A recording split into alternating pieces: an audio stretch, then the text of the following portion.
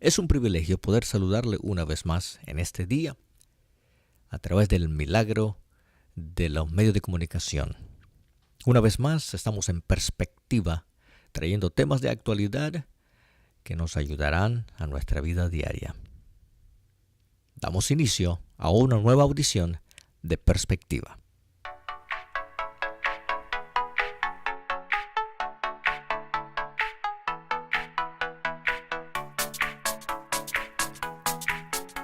Quisiera darle dos definiciones que, de acuerdo al diccionario, en la vida tenemos que enfrentar momentos. No importa donde usted y yo nos encontremos, no importa dónde vayamos, no importa lo que hagamos, en la vida tenemos requisitos. En el trabajo, las leyes de tránsito, la autoridad, en el hogar, en fin, siempre hay requisitos. Si usted quiere, por ejemplo, a través del teléfono, una aplicación, tiene que aceptar ciertos requisitos. Si usted quiere firmar algo, hay ciertos requisitos. Si usted quiere obtener algo, o va a comprar un carro, o va a comprar algo que necesita su firma, ese es un requisito. En la vida hay requisitos por todos lados, en todas circunstancias, bajo toda situación que nos enfrentemos, siempre tendremos requisitos. Esto es algo que aunque muchas veces no quisiéramos tener que lidiar con ello, quizás a veces no quisiéramos tener que pasar por ese proceso de requisito. De alguna u otra forma hay sus excepciones en donde a veces podemos, como se dice, darle la vuelta a ello y tal vez a veces no llenar cierto requisito o simplemente omitirlo por esta ocasión. En fin, hay diferentes formas en donde a veces este asunto de los requisitos se puede esperar o se puede retrasar e incluso a veces se pueden anular en unas pocas excepciones. Pero por lo general, la vida está llena de requisitos. Quisiéramos aceptarlas o no, hay requisitos. Estemos de acuerdo o no, hay requisitos. Incluso sabe que usted y yo ponemos requisitos para ciertas cosas. Aquellos que somos padres, por ejemplo, tenemos requisitos para nuestros hijos. Así que, aunque por un lado a veces no quisiéramos estos requisitos, por otro lado, nosotros también hacemos uso de eso que se llama requisitos, que de alguna u otra forma es parte de nuestra vida. Bien, entonces quisiera darle definiciones. El diccionario dice, en cuanto a la palabra requisito, lo define de la siguiente forma: cualidad, circunstancia o cosa que se requiere para algo. Por lo tanto, se requieren los requisitos para poder obtener algo. Quiero darle una segunda definición de la palabra indispensable. De acuerdo al diccionario, lo define de la siguiente forma: que es o se considera tan necesario que no se puede prescindir de él o no se puede dejarnos de tener en consideración. Algo que es indispensable no se puede dejar de tener, o no se puede prescindir. En otras palabras, no podemos estar sin él o ella o eso o que es indispensable. Por ejemplo, la comida es indispensable. No podemos prescindir de ella porque al dejar de comer, entonces tendremos efectos en nuestro cuerpo. El agua es algo indispensable. Lógicamente, si dejamos de tomar agua, aunque nuestro cuerpo necesita constantemente agua, si dejamos de tomar agua, van a haber unos efectos negativos en nuestra vida y esto traerá otros efectos y otros efectos negativos. Entonces, requisito e indispensable. Hoy quisiera hablarle, bajo lo que estoy titulando, 3 requisitos indispensables para una vida victoriosa. Empezamos.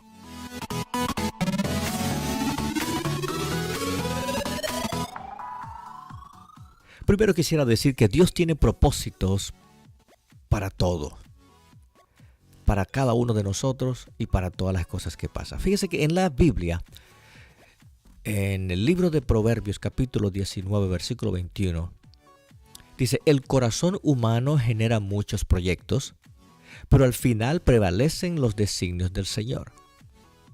En otra traducción o en otra versión de la Escritura dice, puedes hacer todos los planes que quieras, pero el propósito del Señor prevalecerá. Segundo, el propósito de Dios para los hombres es hacernos más como Cristo. Romanos 8:29 dice, porque a los que Dios conoció de antemano, también los predestinó a ser transformados según la imagen de su Hijo para que Él sea el primogénito entre muchos hermanos. Tercero, hasta que no entendamos este concepto, ¿cómo podremos hablarles o enseñarles a otros? Cuarto, Dios quiere gente que piense como Jesús. En Filipenses capítulo 2, versículo 5 dice, tengan la misma actitud que tuvo Cristo Jesús.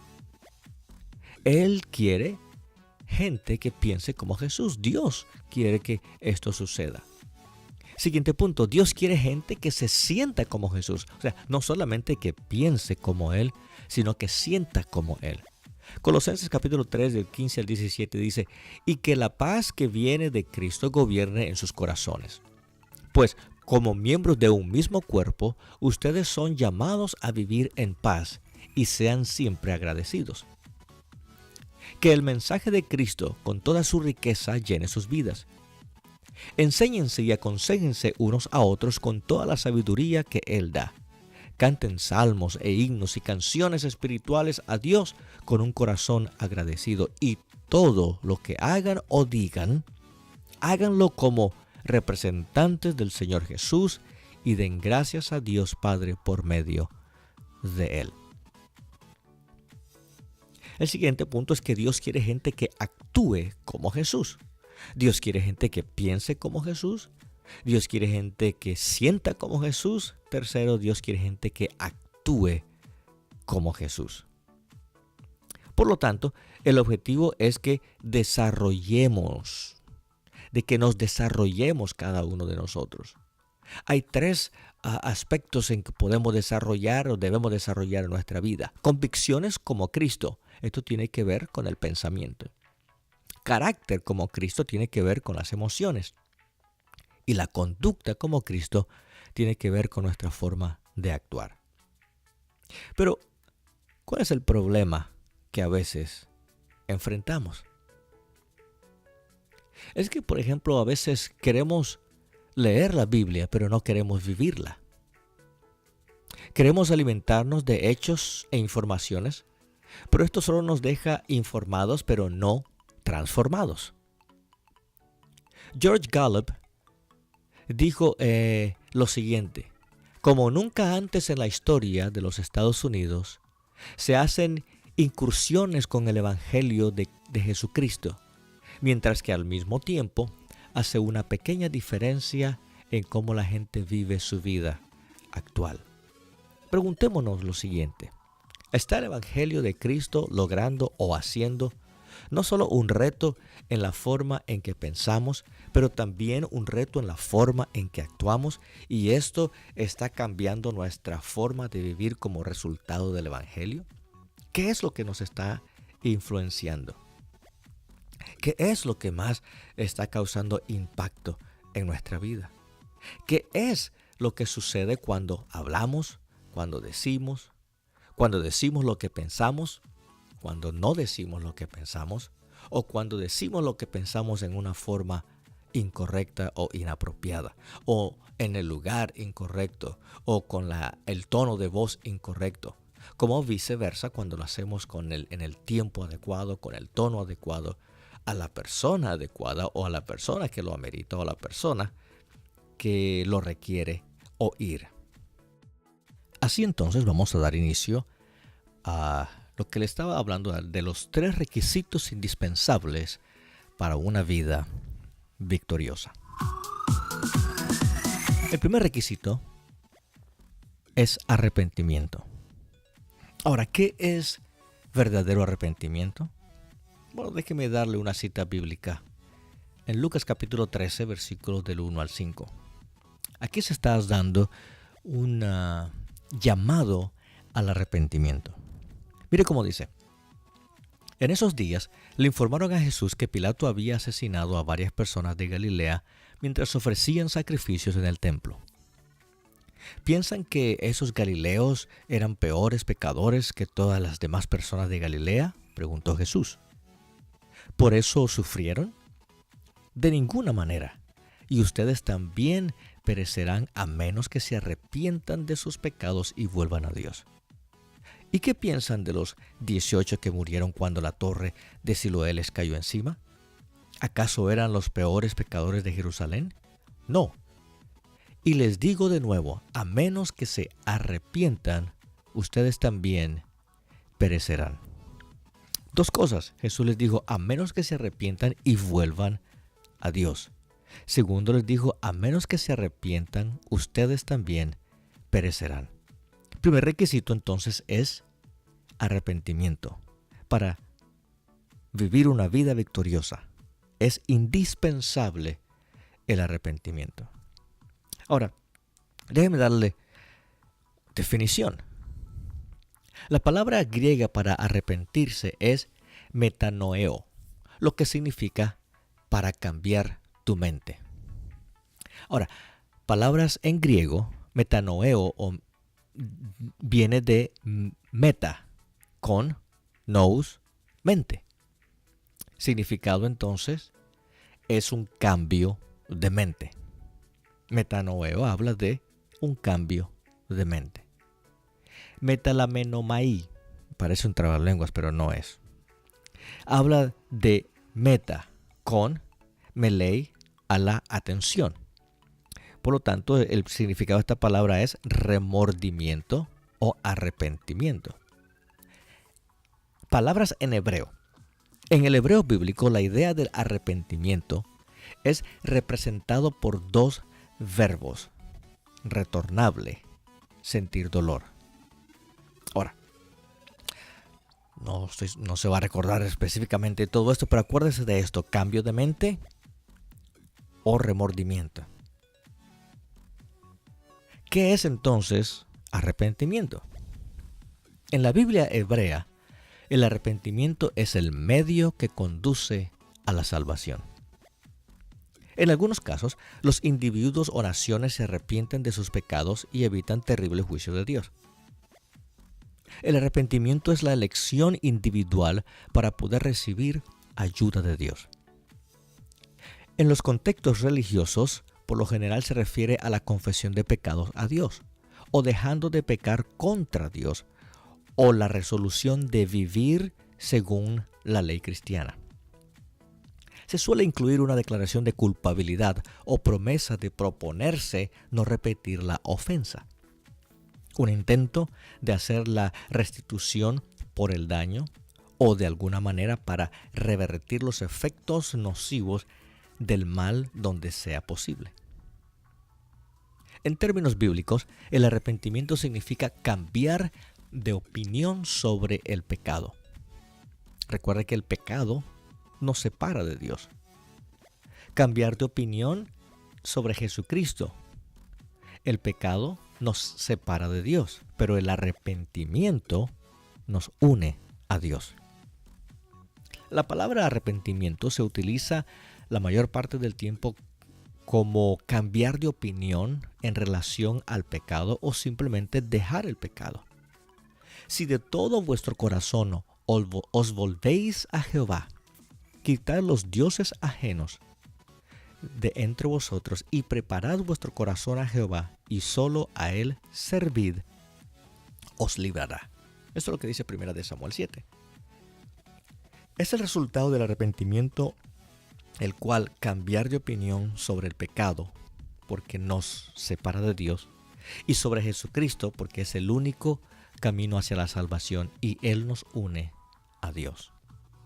Entonces, arrepentirse literalmente significa tener un cambio de mente y de corazón.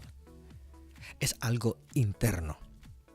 No puedo hacerlo no puedo reflejar un exterior si no tengo un cambio interior. Un cambio de mente y corazón hacia Jesucristo y sobre todo hacia el pecado.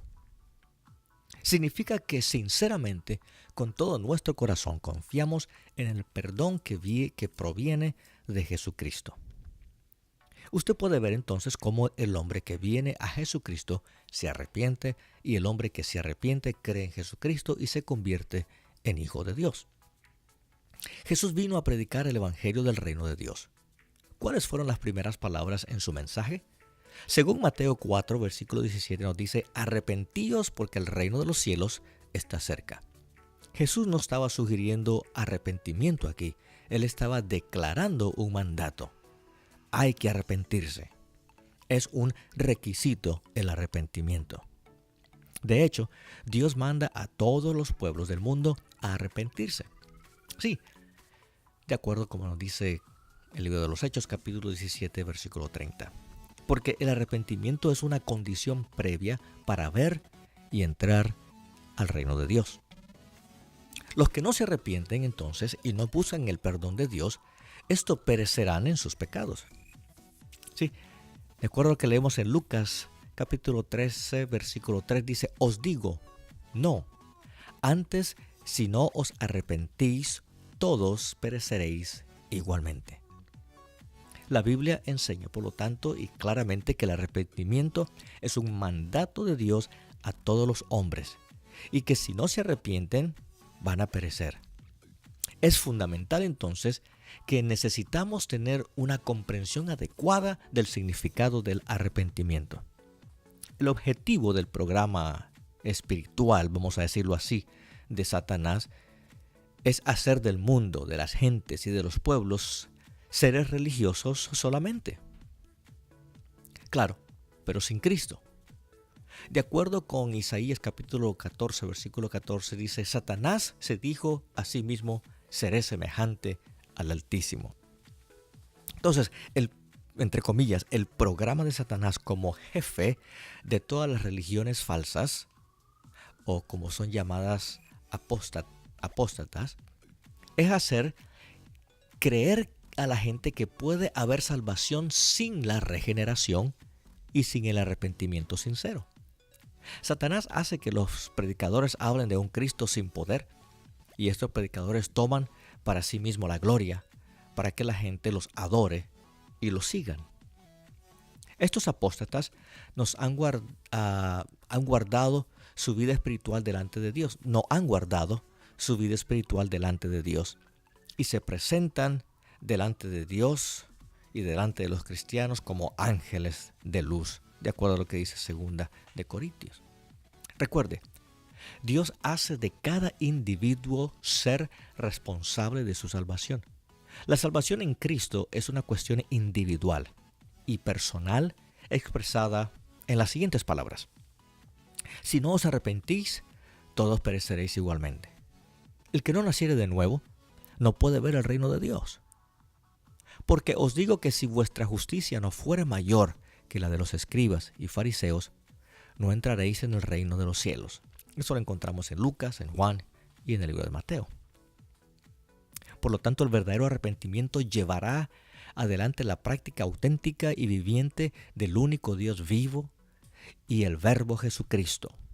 De lo contrario, tendrá poca profundidad y será simplemente un candidato más para sufrir la destrucción eterna. Los frutos o marcas de un verdadero arrepentimiento, ¿cuáles son? ¿Se pueden notar? ¿Se pueden ver reflejadas en las personas? ¿Podemos nosotros en realidad vivir una vida que refleje arrepentimiento? Claro que sí. Por lo tanto, vivamos un arrepentimiento continuo. Ahora, ¿qué es esto? ¿Cómo se puede vivir un arrepentimiento continuo? Bueno, dejemos la vida de oscuridad con Satanás y aceptemos la luz verdadera con Jesucristo. Segundo lo dice 2 de Corintios y 2 de Timoteo. ¿Cómo puedo vivir una vida de arrepentimiento continuo? Bueno, renunciar y rechazar los malos deseos y apetitos de la carne, para entonces de esa forma poder estar listo, dispuesto y disponible para obedecer las sagradas escrituras de Dios. De acuerdo a como nos dice Primera de Pedro. Tercero, ¿qué puedo hacer? Adorar solo a Dios y guardar su palabra y tener comunión con todos los hermanos en la fe en Jesucristo, según Primera de Corintios 16. Seamos obedientes a la palabra y a los mandamientos de Dios. Y Juan, capítulo 8, nos lo dice. Recuerde, si no hay fruto o marcas de un verdadero arrepentimiento en su vida, no ha experimentado un verdadero arrepentimiento según la Biblia. Se lo repito. Si no hay frutos o marcas en su vida de un verdadero arrepentimiento, no ha experimentado un verdadero arrepentimiento según la Biblia. Bueno, este es nuestro primer requisito. En la próxima audición estaremos tratando el segundo requisito. 3 requisitos indispensables para vivir una vida victoriosa. Por ahora, gracias, Dios le bendiga y hasta la próxima. Gracias por tomar su tiempo para leer cada blog o escuchar a través de cada podcast. Confío que cada lectura y audio será de gran ayuda para su diario vivir. Nos gustaría comunicarnos con usted y que usted se comunique con nosotros. Para recibir las actualizaciones del blog, favor de suscribirse. Escríbanos a perspectivapb@gmail.com o en Twitter @perspectivapb. Escríbanos un comentario, denos una opinión, envíenos una sugerencia. Por ahora, eso es todo. ¿Cuál es su perspectiva?